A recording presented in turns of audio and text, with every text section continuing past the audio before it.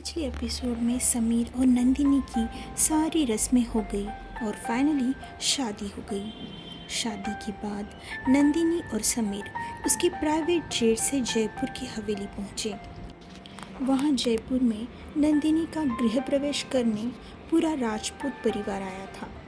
गृह प्रवेश के तुरंत बाद ही वो लोग चले गए और उसके बाद समीर और नंदिनी हमेशा के लिए एक दूसरे में घुल गए। अब आगे दूसरा दिन आ गया।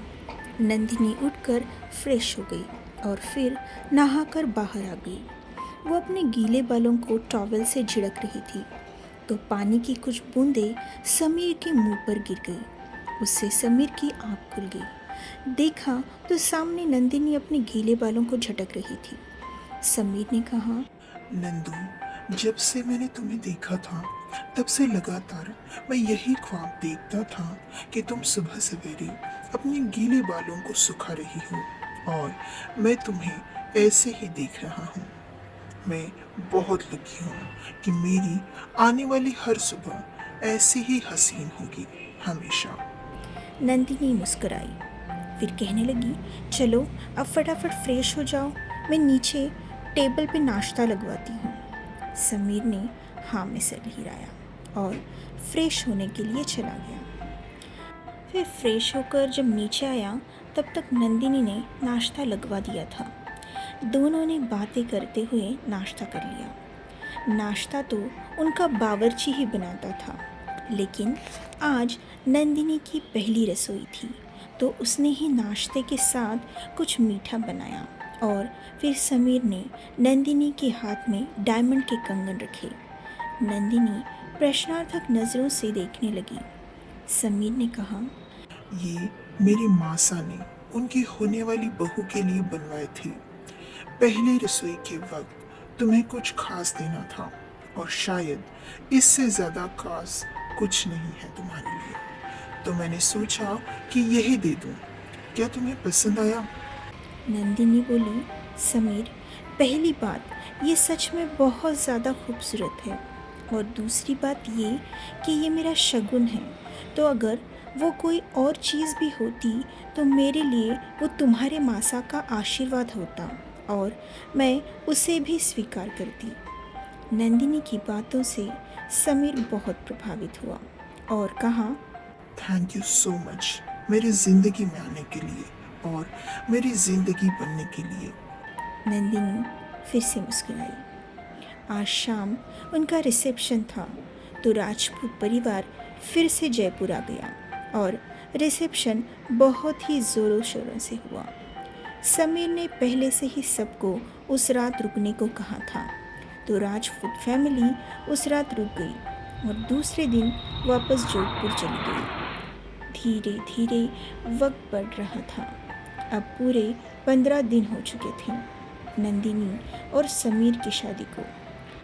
इस बीच समीर जयपुर की इंडस्ट्री को कभी कभार विजिट देता और राजेश, जो जोधपुर फैक्ट्री का मैनेजर था, उससे वहाँ की अपडेट्स लेता।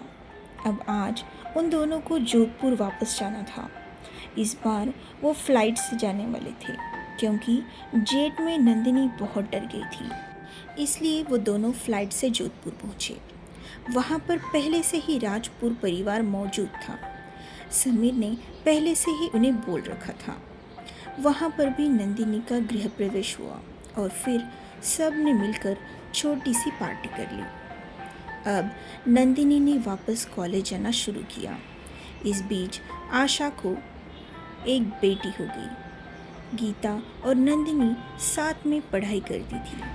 धीरे धीरे दोनों ने अपना फाइनल ईयर पूरा कर लिया। समीर की फैक्ट्री तरक्की में आसमान छू रही थी। नंदिनी ने प्रोफेसर बनने के लिए पीएचडी की थी। अब वो उसी कॉलेज में अप्लाई करने लगी। गीता ने भी अप्लाई कर दिया। गीता को जॉब लग गई, लेकिन नंदिनी अब भी अच्छी अपॉर्चुनिटी का वेट कर रही थी। फाइनली नंदिनी को भी जॉब लग गई, लेकिन किसी दूसरी कॉलेज में। समीर और नंदिनी का रूटीन बन चुका था। दोनों साथ में घर से बाहर निकलते। नंदिनी अपनी स्कूटी पर कॉलेज निकलती और समीर फैक्ट्री में। समीर हफ्ते में 2 दिन के लिए जयपुर जाता था। उस वक्त नंदिनी राजपूत हवेली जाकर सबको मिलाती। राजपूत हवेली वैसे तो आधे घंटे के फासले पर थी, इसलिए समीर ने कभी भी नंदिनी को कुछ नहीं कहा। एक दिन कॉलेज से घर जाते वक्त नंदिनी को अचानक चक्कर आ गया। उसने अभी स्कूटी चालू नहीं की थी। नंदिनी का दिल मचलने लगा। वो वहीं पर बैठ गई। तभी पीछे से एक गाड़ी के हॉर्न की आवाज़ आई। हॉर्न की आवाज़ जानी पहचानी लग रही थी, लेकिन नंदिनी का चक्कर आना कम नहीं हुआ था। तभी कार से उतरकर कोई भागते हुए उसकी ओर आने लगा। नंदिनी अब पूरी तरह से अपने होश खो बैठी थी और एकदम से गिर गई। उस शख्स ने उसे अपनी बाहों में ले लिया। समीर था वो। आज समीर को नंदिनी से मिलने का बहुत मन कर रहा था, इसलिए वो नंदिनी के कॉलेज आ गया उससे मिलने। कॉलेज के सामने ही उसने नंदिनी को देखा तो नंदिनी उसे कुछ ठीक नहीं लग रही थी। उसने हॉर्न दिया पर नंदिनी ने उधर ध्यान ही नहीं दिया तो समीर को कुछ गड़बड़ लगी। वो झट से कार से उतरा और नंदिनी के पास आ गया। उसी वक्त नंदिनी बेहोश हो गई उसकी बाहों में।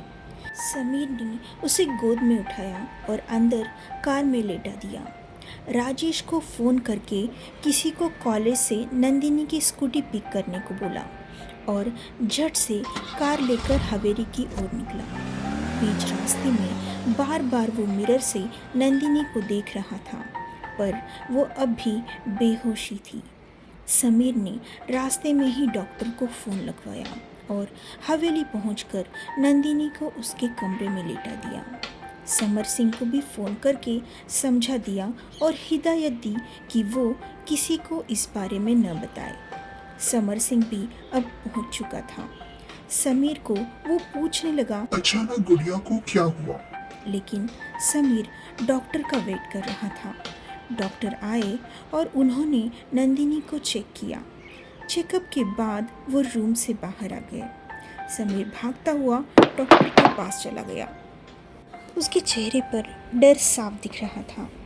तभी डॉक्टर ने ही उससे कहा, कुछ नहीं, बस कमज़ोरी आ गई है उन्हें। आपको इस हालत में उनका खास ध्यान रखना होगा। समीर कुछ समझ ही नहीं पाया। डॉक्टर प्लीज़ ठीक से बताइए, मेरा दिल बैठा जा रहा है। समीर ने कहा। डॉक्टर ने हंसते हुए कहा, अरे सर, घबराने की ज़रूरत नहीं है। वो माँ बनने वाली है, इसलिए उनका खास ध्यान रखना होगा, समझ गए? समीर को अपने कानों पर भरोसा नहीं हो रहा था। उसने समर सिंह की ओर देखा और झट से खुश होकर उसके गले लग गया। समीर के खुशी के आंसू बहने लगे। उसे अपने माँ सा और बापू सा की बहुत याद आ गई। अगर इस वक्त वो यहाँ होते तो शायद हवेली में जश्न मनाते। मैं भी वही करूँगा, इस हवेली में जश्न होगा। ऐसा समीर ने मन में सोचा। समर सिंह उसकी भावनाओं को समझ रहा था। उसने उसे बधाई दी और कहा, मेरी गुड़िया का ध्यान रखना, अब उसे तुम्हारी पहले से भी ज्यादा जरूरत पड़ेगी। समीर ने भी अपने आंसू पोंछते हुए हाँ में सर हिलाया। समर सिंह ने समीर से विदाई ली और चला गया। समीर नंदिनी के पास चला गया। नंदिनी उड़ गई थी और खिड़की से बाहर देख रही थी। समीर के आने की आहट हुई तो वो पीछे मुड़ गई और समीर की ओर देखकर मुस्कुराई। समीर ने उसे इशारे से कहा कि क्या वो जानती है कि उनका बेबी आने वाला है। नंदिनी ने शर्माते हुए हाँ में सर हिलाया। समीर ने नंदिनी को गोद में उठाया और गोल गोल घुमाने लगा और कहने लगा, I love you Nandu, thank you मुझे इतनी बड़ी खुशी देने के लिए। नंदिनी ने उसे रोकते हुए कहा, स्टॉप समीर, मुझे चक्कर आ रहा है, उतारो मुझे। समीर ने झट से उसे उतारा और कान पकड़कर सॉरी कहने लगा और उसे अपने गले लगा लिया। दोनों बहुत देर तक एक दूसरे की बाहों में खो गए।